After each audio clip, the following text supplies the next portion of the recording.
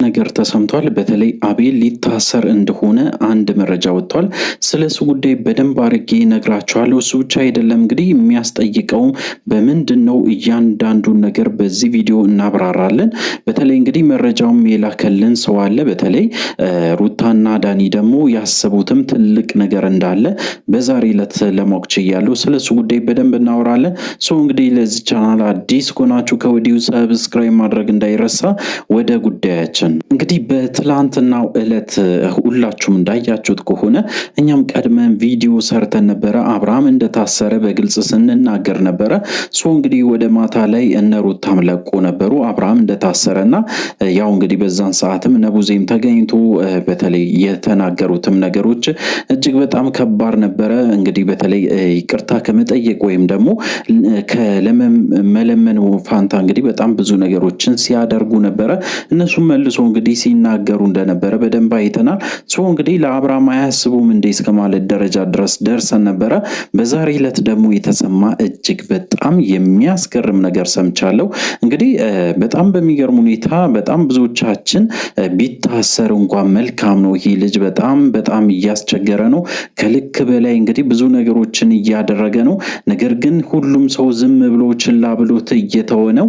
እያንዳንዱ ማስረጃ አቅርቦ ለምን አያሳስሩትም ብላችሁ እንግዲህ ሐሳባችሁን ስትሰጡ ነበረ።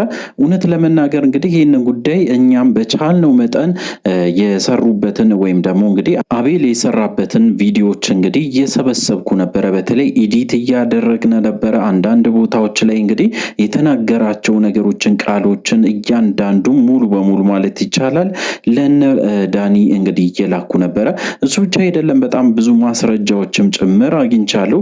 በተለይ እንግዲህ የስልክ ጥሪዎች፣ አንዳንድ ቪዲዮዎች፣ በተለይ የተደበቁ ኢቭን ቪዲዮዎችም ጭምር ተገኝቶበታል። እንግዲህ ያንን ማስረጃ እየላክንላቸው ነበረ። ያንን ማስረጃ ብቻ አይደለም እንግዲህ በቂ ብቻ ይሄን እንግዲህ በቂ ብቻ አይደለም። በጣም ብዙ ነገሮች እንደሚጠበቅ አውቃለሁ። ነገር ግን የሰው ማስረጃ አንዳንድ ሰዎችም ምስክር እስከ መሆን ደረጃ ድረስ ፈቃደኛ ሆኗል። በዚህ ጉዳይ ላይ እንግዲህ ሲሪየስ አድርጎ ቢሄዱበት መልካም ነው ብዬም የራሴን ሀሳብም ትላንትናም ስሰጣቸው ነበረ። እሱ ብቻ አይደለም እንግዲህ በዛሬ ዕለት ደግሞ እጅግ በጣም ደስ በሚል ሁኔታ እነሱም አንድ ውሳኔ እንደወሰኑ ሰምቻለሁ። በተለይ እንግዲህ አቤልም ጭምር እንግዲህ ሊከሱትና ወደ እስር ቤት ሊያስገቡት እንደወሰኑ በዛ ደረጃ ሰምቻለሁ። አንዳንድ መረጃዎችም ቀድሞ እየወጡ ነበረ። በተለይ እንግዲህ በአቤል ጉዳይ አንዳንድ አዳዲስ ነገሮችም እየተሰሙ ነበረ። አቤል እንግዲህ ይህንን ነገር አቀነባብሯል ብዬ ነው እኔም የራሴን ግምት ያስቀመጥኩት። ግምት ብቻ ሳይሆን እንግዲህ ማስረጃው የሚያሳየው ሙሉ በሙሉ ጥፋተኛ እንደነበረና እስካሁንም ድረስ እንግዲህ ለምን ዝም እንደተባለ ሊገባን እንዳልቻለ ሁላችንም የምናውቀው ጉዳይ ነው። እንግዲህ ምንድነው ያጠፋ እያንዳንዱን ነገር በደንብ እናብራራለን። አብርሃም እንግዲህ በጣም ብዙ ነገሮችን ሲያሳልፍ ነበረ። በጣም ብዙ ነገሮችን በራሱ ህይወት ውስጥ አሳልፏል። ነገር ግን በጣም ብዙ ነገሮች ተብሏል። በአቤል ጉዳይ ደግሞ እባክን ተው፣ እሱን አትመን፣ በተለይ እንደዚህ አይነት ነገሮችን ባታማክረው ወይም ደግሞ ከሱ ጋር ሆነ እንደዚህ አይነት ህይወት ባትኖር መልካም ነው ብለን እንግዲህ በጣም በተለያየ ጊዜ ስንናገር ነበረ።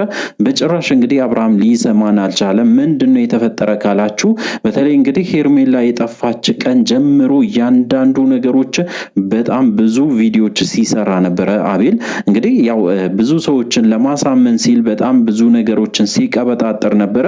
ከዛም ውስጥ እንግዲህ አንድ ሁለቱን እንኳን ብናነሳ ወደ አሜሪካ ሄዳለችም የሚል እንግዲህ አንድ አጀንዳ ይዞ መጥቶ እንደነበሩ እንደ ድራማ ነገርም አድርጎ ለኦዲየንሱ ለመናገር እንደፈለጉ አይተን ነበረ። በተለይ እንግዲህ የሄርሜላ ወንድም ጭምርም ይህንን ጉዳይ በደንብ ተሳትፎበታል። እንግዲህ እያንዳንዱ ድራማ ሆም ተብሎ ታስቦበት ሲደረግ የነበረ ጉዳይ ነው። ምክንያቱም እንግዲህ ሄርሜላ የጠፋችበት ቦታ ወይም የተደበቀችበት ቦታ በደንብ በትክክል ያውቅ ነበረ አቤል። እሱ ብቻ አይደለም በጣም የሚገርማችሁ እንግዲህ ዳኒም በተለይ ኤፍሬምም እስር ቤት ከገቡ በኋላ ልክ እነሱ ሲፈቱ ነው ይሄንን ነገር እንግዲህ ካወቀ በኋላ ሄርሜላ ከተደበቀችበት ቦታ ጠርቶ ወደ ተመልካች እንዳመጣ አይተናል ማለት ነው። እንግዲህ እያንዳንዱን ነገሮችን ሲከታተል ነበረ። ከሄርሜላ ጋራም ሲደዋወል ነበረ። እንግዲህ አላማቸው ምን ነበረ ብላችሁ ከጠየቃችሁኝ በእርግጠኝነት ያው ሁላችሁም የምታውቁት እነሱን ለማሳሰር ጥግ ድረስ የሄዱት ነው። እንግዲህ እነሱ ከታሰሩ በኋላ ደግሞ ነገሮች በጣም እየከረሩ ሲመጡና እነሱ ጥፋተኛ እንዳልሆኑ ሲታወቅ የፈጠነ እንግዲህ ከደበቋት ቦታ በተለይ ሄርሜላ ሮጣ ወጥታ ነገሮችን ወደ ሌላ ነገር አስቀይሳ ወይም ደግሞ አርግዣለሁ በሚለው እንግዲህ ነገሮች ወደ ሌላ ነገር እንዳስቀየሰች አይተናል። እንግዲህ ሄርሜላም በዚህ ጉዳይ ላይ በደንብ ተሳትፋለች። ፖሊስም በዚህ ጉዳይ ላይ መጠየቅ አለበት። ምክንያቱ ደግሞ የት ጠፍታ የት ከርማ የት ውላ እንደመጣች እያንዳንዱ ነገር መጣራት አለበት። ምክንያቱም በዚህ ጉዳይ ላይ የተሳተፉ በጣም ብዙ ሰዎች አሉ።